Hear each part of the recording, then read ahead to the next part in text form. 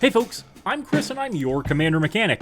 This week we've got a patron special tune-up from fan WelsfordRanger who writes, I'm a Commander hipster and I like little used decks, so I'm hoping you can help me with my Aegar the Freezing Flame list. Being part giant tribal and part big damage, I'm finding it can be slow and clunky. My group is very casual and we want it to stay away from anything too powerful, but I do want to make sure the deck works consistently. Thanks for your help. Well, thank you for helping to support the channel, WelsfordRanger.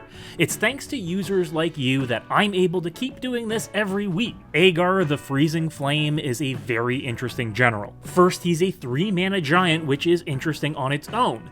But in the Izzet color identity, blue and red, he does something that's very in flavor of both of these colors. This 3/3 giant wizard writes, whenever a creature or planeswalker an opponent controls is dealt excess damage, if a giant, wizard, or spell you control dealt damage to it this turn, draw a card.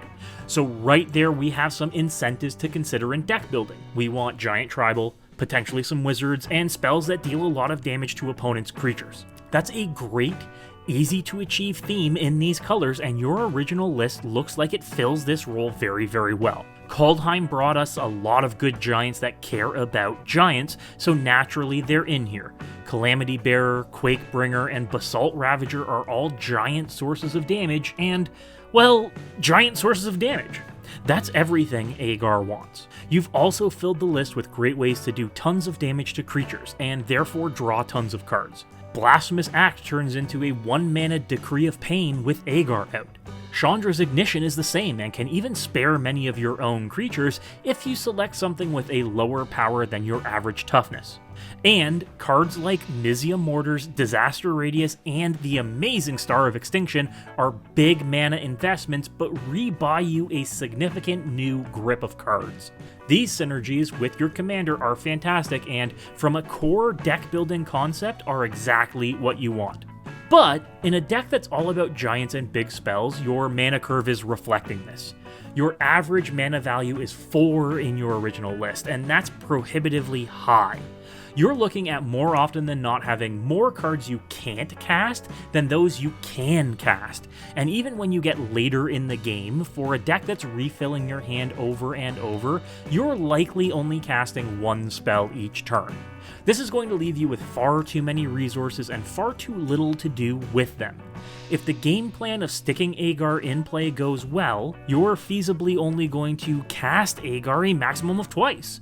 So we need to ensure that the rest of the deck stands alone on its own. You are, in reality, going to get 1 to 2 good board wipes with Aegar on the battlefield. So what we want to do is threefold. We want to trim our curve a bit, ensure we have good targeted removal to get one-time triggers from Aegar, and streamline some of our synergies. Removing some of the higher mana value pieces like Prophetic Bolt and Volcanic Offering would be a good start, leaving room for lower pieces in the curve to help you ramp to your bigger spells for a bigger benefit. I'd also like to streamline your tribal synergies. You don't have enough wizards in the list to play cards like Wizard's Lightning and Wizard's Retort. Sure, Aegar is a wizard, but apart from him you've got 7 wizards total, 5 of which cost more than 6 mana. I don't think it's necessary to force that over something that plays with the giant theme or the damage theme.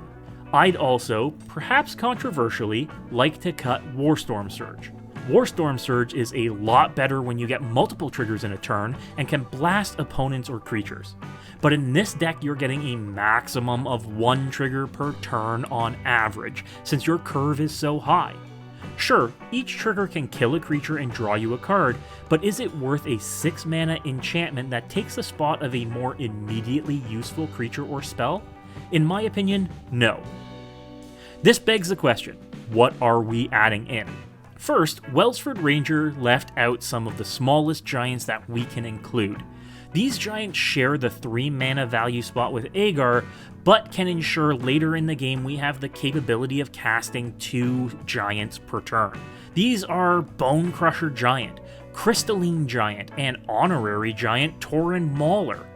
All get better over time, perfect for what the deck wants to do without having to wait until we hit 6 or 7 mana.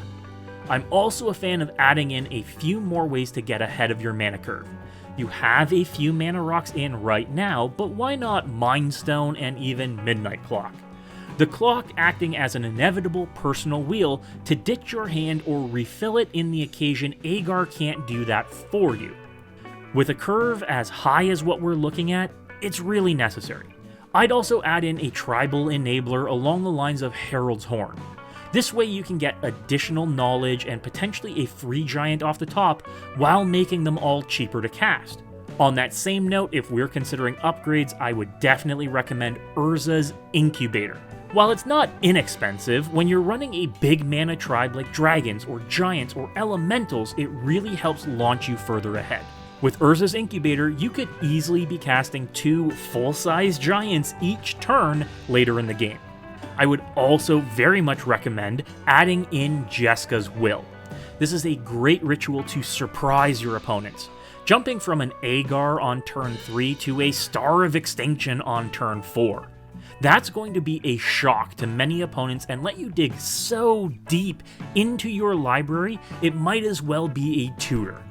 So here's the final list that we worked on together. It looks like a fun deck with a surprisingly low budget of around $150 US.